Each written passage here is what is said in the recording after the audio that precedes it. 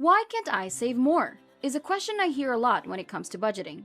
And I get it. If you don't have the right framework to manage your money, you probably find yourself living paycheck to paycheck, never able to make progress in your financial dreams. It sucks. But what if there was a simple system for managing your money that a child could understand and will provide you with a long-lasting, effective way to budget, avoid overspending, and build up your savings, all in a fraction of the time you may think? Well, today you're in luck. I'm Kim, and in this video, we're going to talk about the 50-30-20 rule of money management. Are you ready? Let's go! First, let's talk about what the 50-30-20 rule means. Let's pretend there's a pie in front of us, and half of it, or 50%, represents your needs. Again, this is all about making a budget, knowing where your money is going, and making the best personal budget portfolio you can. So you need 50%. Let's say that 30% of this money will be spent on what you want, and the other 20% will go to savings or paying off debt. So now that you have a clear picture, let's break down each of these numbers and give you an example of each, so you can use them to figure out how your own finances are doing.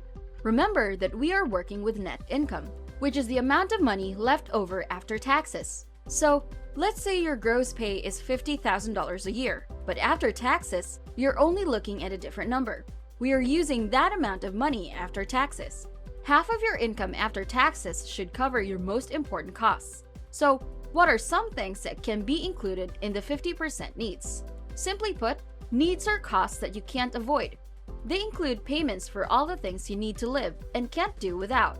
Needs can include things like a monthly rent payment, bills for electricity and gas, basic food items, and health insurance.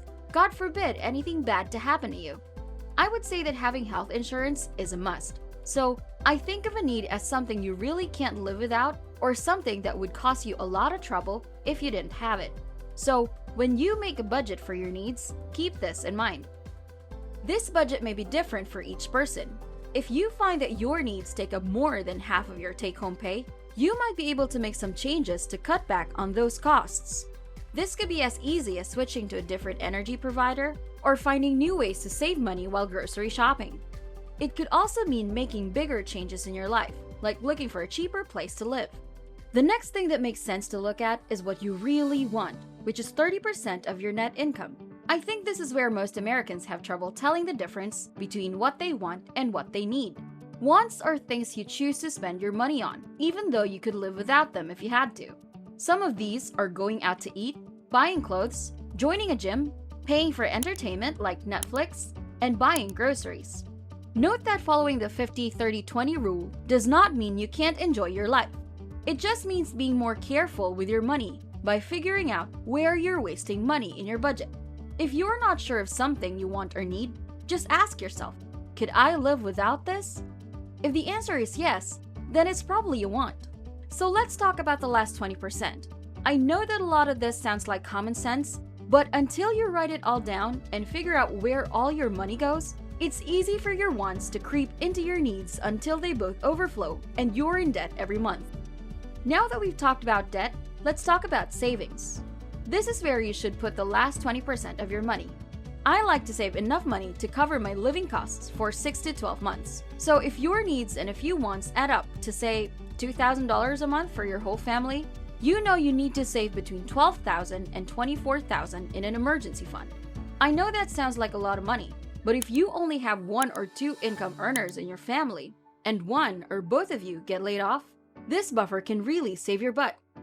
After you've filled up your buffer, then I'd use the money to first pay off any debts you have, then use it for your future investments. So how do you use the 50-30-20 rule in real life? To use this simple budgeting rule, you'll need to figure out your income and divide it into the 50-30-20 ratio. Here are the steps. First, calculate your after-tax income. Then, categorize your spending for the past month. And lastly, evaluate and adjust your spending to match the 50-30-20 rule. Budgeting doesn't need to be complicated, nor should it take hours out of your day. With only 3 major categories to track, you can save yourself the time and stress of digging into the details every time you spend. And that is something the 50-30-20 rule provides. Try it out and see if it works for you and helps you move forward toward your financial dreams. You know, my favorite part of the 50-30-20 rule is the 20% that goes into your savings. Why? Because to me, wealth isn't so much about how much you make, but about how much you save. Keeping a higher percentage of your income is what can fast-track your road to wealth. And in this video, I talk about how you can increase your savings rate to retire in just 10 years' time. Click to watch it, and I'll see you there.